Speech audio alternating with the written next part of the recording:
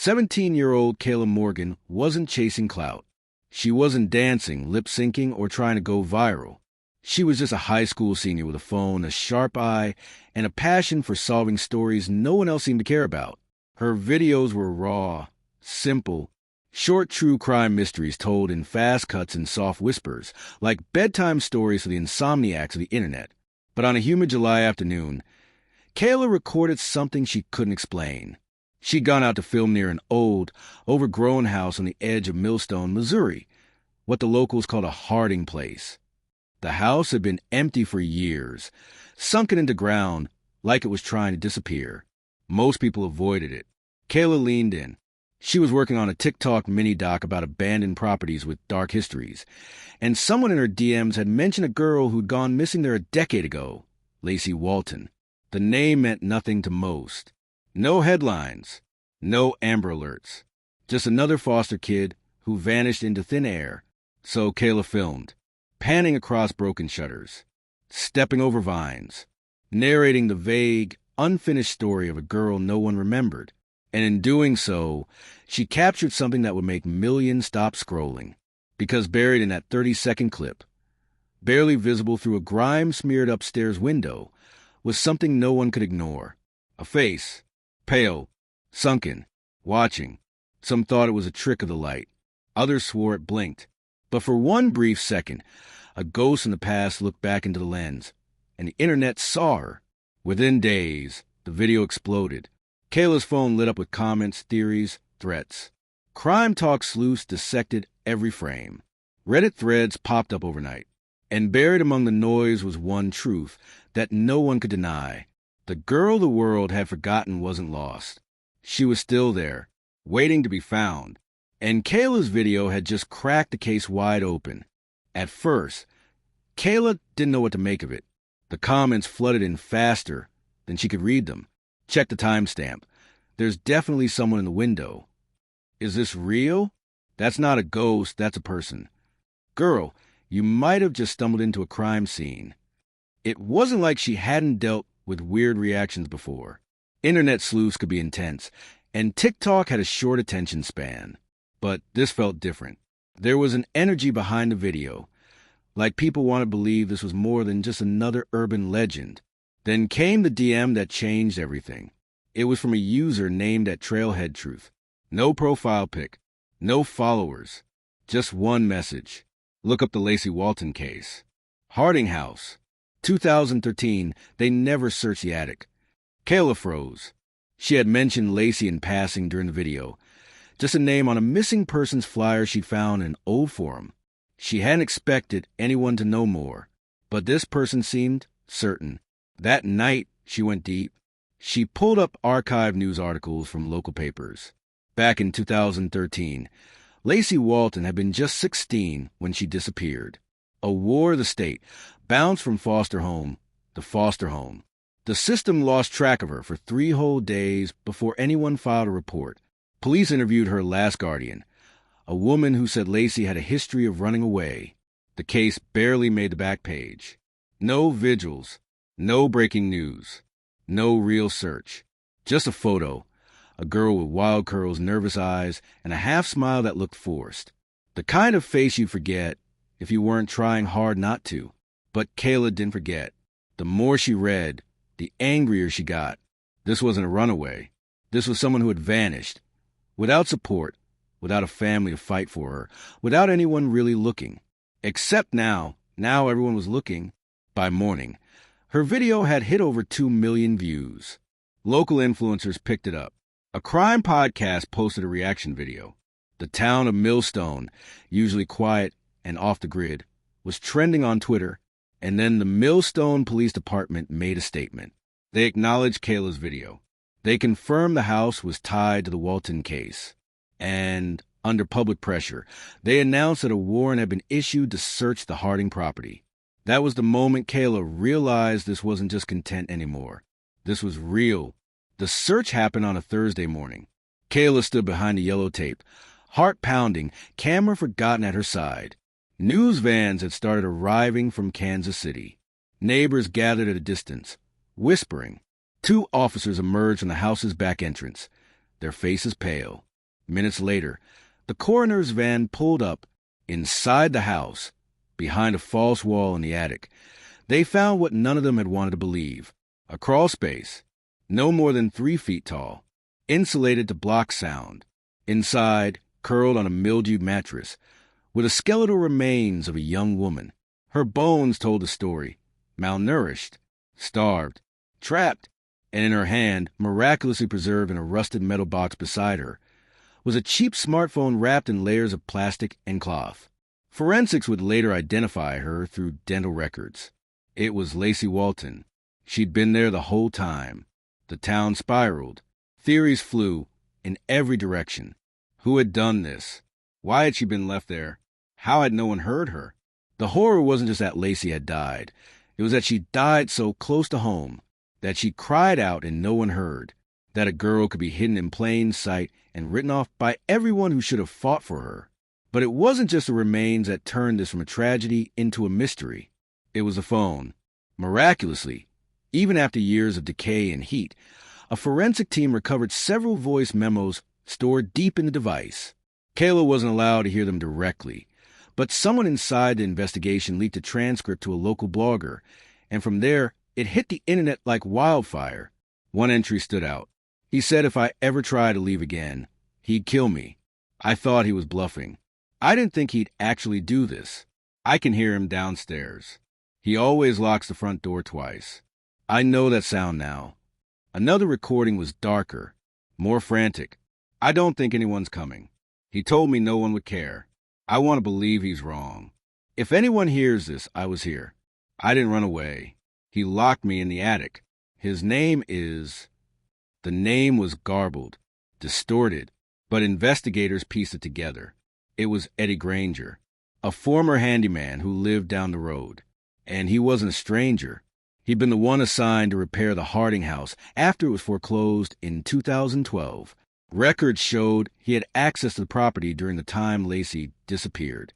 Witnesses remembered seeing his truck parked there more than once. But no one questioned it. Why would they? Granger was quiet, polite, one of the good guys. He helped neighbors mow their lawns, taught Sunday school at the local church. No criminal record. No red flags. Until now, police picked him up for questioning the same night the body was discovered. He denied everything, claimed he hadn't stepped foot in the Harding house in over a decade, said the rumors were insane. But when they searched his current home, they found something chilling in his basement, a padlocked door. Behind it, blueprints of the Harding house. Photos, a shoebox labeled LW. Inside the box were personal items, a broken bracelet, a page torn from a diary, and a Polaroid. Lacey, eyes wide, terrified, her mouth duct-taped shut. The story changed after that. Granger didn't confess. Not fully, but he admitted he had found her squatting in the house and tried to help. Said she refused to leave, that she was mentally unstable. His words, not anyone else's, but the evidence was too strong. The jury would later decide the rest. Kayla sat in the courtroom during the trial, flanked by reporters, the faces of TikTokers who'd helped amplify her discovery. She didn't speak, didn't film. She just watched. Watched as a man who looked like everyone's favorite uncle sat across from grieving eyes and answered for the silence he'd buried. The verdict came fast, guilty, life without parole. The judge's final statement echoed across the internet. If not for the courage and curiosity of a teenage girl with a phone, this case would still be collecting dust. Lacey Walton would still be a ghost. Now she has a name, a voice, and finally justice. And for Kayla, that meant everything. Because she hadn't just made a video. She had told a story no one else was willing to tell. And in doing so, she gave one girl's truth the ending it deserved. The verdict made headlines across the country. TikTok teen solves cold case. True crime meets Gen Z detective. Lacey Walton found 10 years too late. Kayla's follower count tripled overnight. Major networks reached out. Netflix called. One production company even pitched a limited docuseries, with her as the host. Everyone wanted a piece of the girl, who cracked a decade-old case from her iPhone. But Kayla didn't feel like celebrating. The day the verdict came down, She sat in her bedroom, surrounded by unopened DMs and emails, staring at the photo of Lacey on her wall. Not the Polaroid, the one from the old missing poster.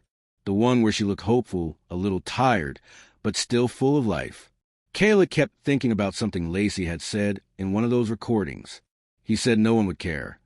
And for 10 years, he'd been right. It was late October when the cracks began to show. The trial was over. Granger was behind bars. The town was trying to move on. But for Kayla, something didn't sit right. One night, she went live on TikTok, not to promote, not to theorize, but to talk. I feel like there's more, she said quietly, eyes red. Something about this case still feels wrong. Her followers lit up the chat. What do you mean more? You already solved it. Don't go down that rabbit hole, girl. But Kayla couldn't shake the feeling. She started going back through the raw footage she had taken the day she visited the Harding house. Frame by frame, every sound, every shadow, looking for something she might have missed. That's when she noticed it. At 0:13, just as she passed a rusted gate, there was a faint sound. Not the wind, not the camera. Something else. A clicking noise. Then 3 soft knocks. She boosted the audio. Isolated it. Click. Knock, knock, knock. It sounded deliberate. Like a signal. Kayla didn't sleep that night. She went into full-on research mode, digging into every police file, news article, and Reddit post connected to the case. One name kept resurfacing that hadn't gotten much attention in the trial. Benji Carter. He was Lacey's last foster sibling. Only 2 years older than her. Lived in the same house for 6 months. According to files, he had run away just weeks before Lacey vanished. Most people assumed he disappeared into the system, like so many others. But Kayla found something else. A recent mugshot. Benji Carter had been arrested in Tulsa just 3 years earlier for breaking and entering into an abandoned building. No charges stuck. But in the police notes, there was a line that chilled her. Subject claims he was searching for evidence related to a girl who never left that attic. Kayla's hands trembled. Why hadn't this come up during the trial? Why hadn't the police followed this lead? She tracked down the arresting officer in Tulsa. A long shot, but he picked up. Carter was obsessed, the officer said. Kept saying he knew she was still there. Told us no one had listened to him back then. He was angry. Said the guy who took her wasn't working alone. Kayla's heart pounded. Working alone? Granger was convicted as a sole perpetrator. But what if that wasn't the whole truth? The next week, Kayla posted another video. It was simple, black screen, white text.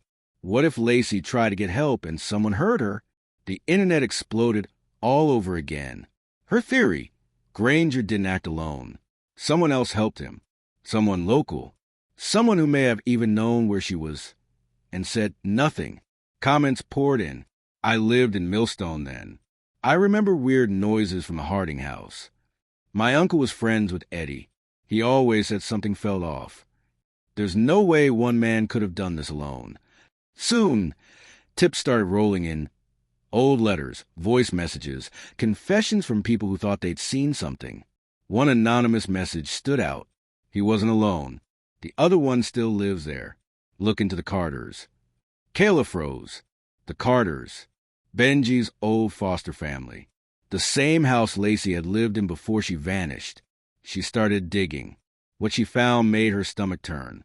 In 2012, just a year before Lacey disappeared, a CPS worker filed an anonymous report against Stanley Carter, Benji's foster father.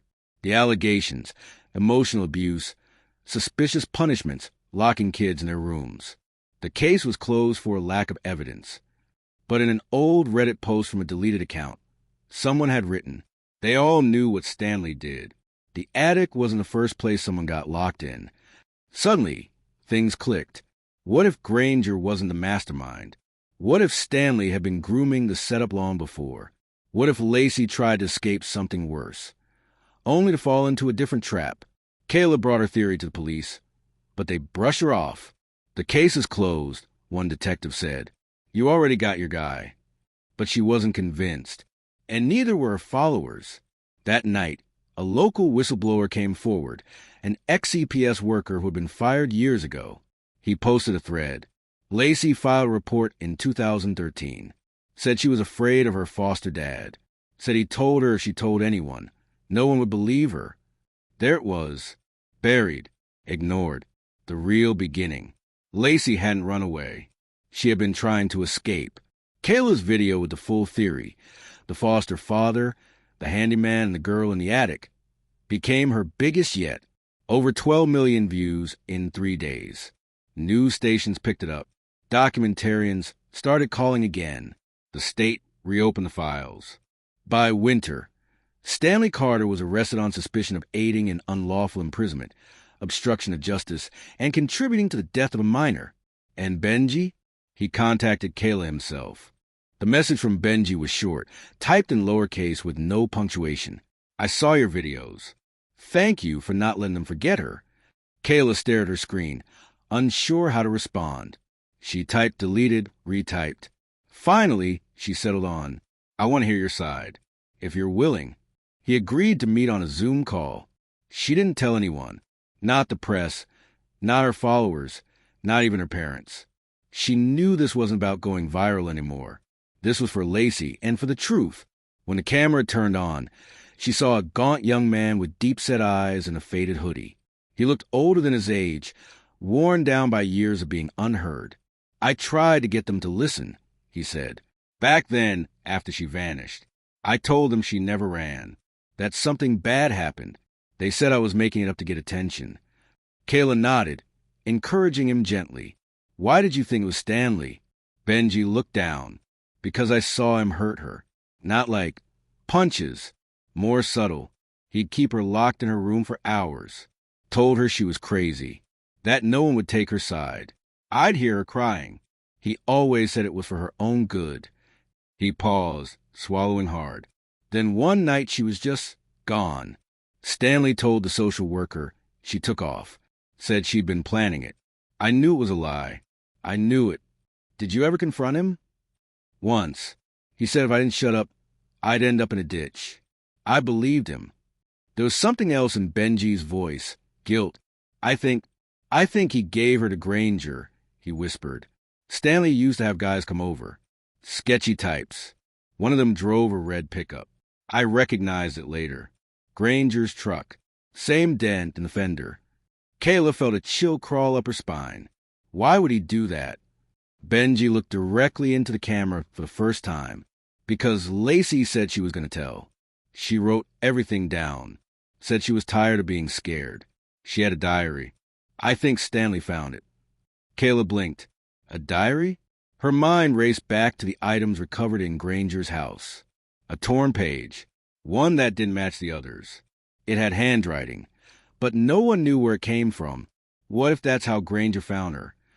Kayla said slowly. Stanley gave him the diary and made her disappear. Benji nodded. I think they both thought the other one would stay quiet. But that phone, her voice had changed everything. The state couldn't prove conspiracy between Carter and Granger beyond a reasonable doubt. But public pressure was relentless. Kayla's videos forced hearings. The CPS system came under fire. Reporters uncovered 3 more cases where foster children in Millstone had gone missing or been placed in unsafe homes. Kayla was invited to speak on the state floor during a juvenile justice reform session. She stood in front of rows of suited politicians and read from one of Lacey's recovered recordings. If you're hearing this, I guess it means I didn't make it. But maybe someone did. Maybe someone cared enough to find me. If they did, thank you. I didn't want to disappear. I wanted to be seen. There wasn't a dry eye in the room. A bill was introduced 2 weeks later. The Walton Act, mandating stricter foster home inspections, more transparency in placement decisions, and legal accountability for child welfare failures. Lacey's voice had moved the country. 6 months after the trial, Kayla returned to Millstone. This time, she didn't bring a camera. The Harding house had been torn down. Where it once stood, a new garden bloomed, sunflowers, forget-me-nots, and a single plaque in the center, in memory of Lacey Walton. She was here. We see her now. Benji was waiting at the edge of the lot. Thanks for coming, he said. Thanks for trusting me, she replied. They sat on the curb, the air warm and quiet. the way small towns always seem to be after storms. I used to dream about saving her, Benji whispered. Breaking in, pulling her out of that attic. I always thought I failed her. Kayla looked over, eyes glassy. You didn't fail her. They did. You were just a kid. He didn't respond, just nodded slowly. She saved herself, you know, Kayla added after a moment.